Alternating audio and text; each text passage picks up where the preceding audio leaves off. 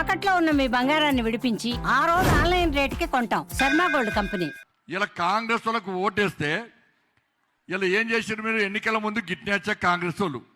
కాంగ్రెస్ వచ్చి ఇలా గాడి గుడ్డు పెట్టాడా, మేము ఏమి ఇవ్వలేదట, వాళ్ళే ఇచ్చారట, మేము ఇచ్చేదా గాడి గుడ్డు అన్నారు. మీరు అందరూ ఏం చేశారు? 2500 రూపాయలు ఇస్తున్నారు. ఇచ్చిరా అకౌంట్లు చూసుకున్నారు? అకౌంట్లు చూసుకో, టిక్ టిక్ టిక్ అని పడతాయి, చూసుకోరు సార్, చూసుకోరు. మరి గుద్దిరి కదా ఓట్లు. 2500 ఇస్తారని అబ్బా మా రేవంత్ రెడ్డి ఇస్తాడని చేయి గుర్తు ఆ చేయి గుర్తు మీ ఇంటి మీద బస్ రాస్తా లెక్క అయిపోయింది. ఇచ్చిర్రా? మరి 4000 రూపాయలు ముసలికి ఆసరా పెన్షన్ ఇచ్చిర్రా? ఈ అక్క ఇచ్చిందా నీకు? తులం బంగారం ఇచ్చిర్రా? గంత బంగారం కనబడుతుంది. అగోగో వాళ్ళు ఇచ్చిన అంటారు, మీరు ఏదంటారు? కాంగ్రెస్ వాళ్ళు ఇచ్చుడు బంద్ చేయరి, పోంగ కొంగు కప్పుకొని ఓర్రి, ఆయన గుంజుకోపోతారు. వాళ్ళు గుంజుకొని పోతారు. పోయేటప్పుడు వెళ్ళగా జాగ్రత్త. కాంగ్రెస్ వాళ్ళు తులం బంగారం ఇస్తాను ఏలే. మా చెల్లెలకు పెప్పిచ్చిర్రా? స్కూటీలు ఇచ్చిర్రా? మీ పిల్లలకు ఉద్యోగాలు వచ్చినాయా? మరి ఎందుకు ఓటేసిన? ఇండ్లు ఇచ్చినా మీకు? మరి ఎందుకు వేసి రోడ్ ఆగే? నువ్వు ఆగును జోష్, భారత్ మాతకి గట్టి అంటాడు ఆయన. మీకు ఎందుకు ఓటేయాలి? మరి కాంగ్రెస్ పార్టీకి ఎందుకు ఓటేయాలి? వేస్తారా? ఇది అయిపోయా.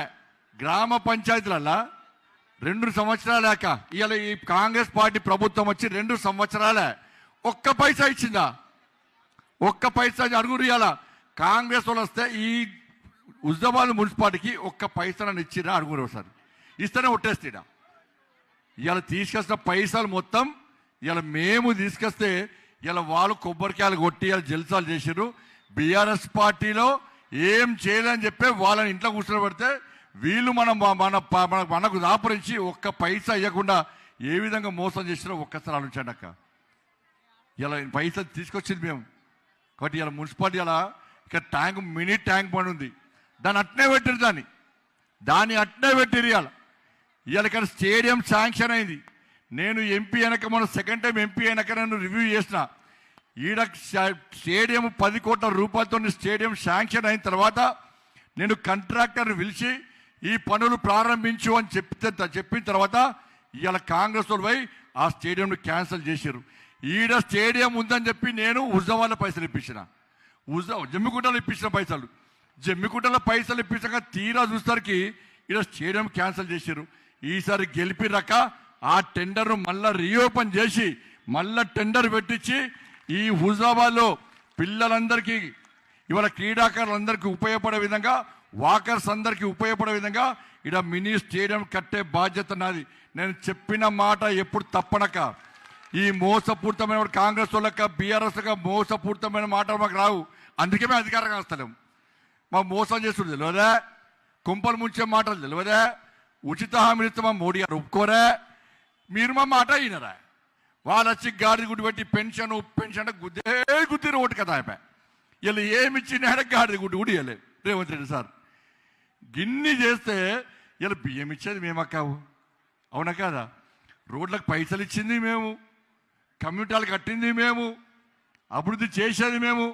ఇలా ఏమే గిన్ని కోట్ల రూపాయలు ఇస్తే హుజరాబాద్కి ఏమన్నా న్యాయం జరిగిందా?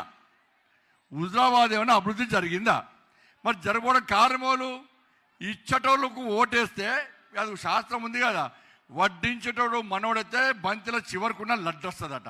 కానీ మీరేం చేస్తున్నారు? ఇచ్చేదే నరేంద్ర మోడీ పువ్వు కుడతా. ఇక్కడ ఓటు అబద్ధాలు చెప్పిన అందరూ గుద్దవాడు కదా అయిపోయా. వస్తాయా మీకు? వస్తాయా? మరి ఇప్పుడు ఇలా ఎక్కడ అనక జమ్మికుంటలో పువ్వే అంటున్నారు, కరీంనగర్లో పువ్వే అంటున్నారు, వేములవాడలో పువ్వే అంటున్నారు. కేసీఆర్ కొడుకు కాన్స్టెన్సీలా కేసీఆర్ కొడుకు కొరికి చంపుతుంటున్నాడా? నేను వేనా సిరిసిల్ల వేనా మొత్తం అమ్మలక్కలు పొట్టొచ్చినాక మొత్తం టీవీలలో సోషల్ మీడియాలో మొత్తం సిరిసిల్లనే అయిపోయా. సిరిసిల్ల మొత్తం వార్ వన్ సైడే పువ్వు అంటున్నారు. చొప్పదండ్ల పువ్వే. ఇలా ఇక్కడ పువ్వు గెలిపియారా? నేను మళ్ళీ చెప్తున్నా, హుజరాబాద్ ప్రజలకు నేను అప్పీల్ చేస్తున్నాను. మేము అభివృద్ధి చేయాలని కసితో ఉన్నాం. కానీ ఇక్కడ మున్సిపాలిటీ మా చేతికి ఎప్పుడు రాలే మున్సిపాలిటీ. ఇవాళ నిధులు కేంద్రం నుంచి ఇలా రేవంత్ రెడ్డి ఏమన్నాడు? నా తలకాయ నరికినా ఒక్క పైసా లేదు అన్నాడు. ఏం చేస్తాడు మరి? ఏడేది హుజరాబాద్ పైసలు ఎక్కడి నుంచి వస్తాయి? ఇక బీఆర్ఎస్లో కోటేస్తే వాళ్ళు నా ఇక్కలు లేరు, నా అక్కలు లేరు, నా గర్కా నా ఘాట్కా. బీఆర్ఎస్ వాళ్ళు ఉన్నారా ఎక్కడైనా? లేరు.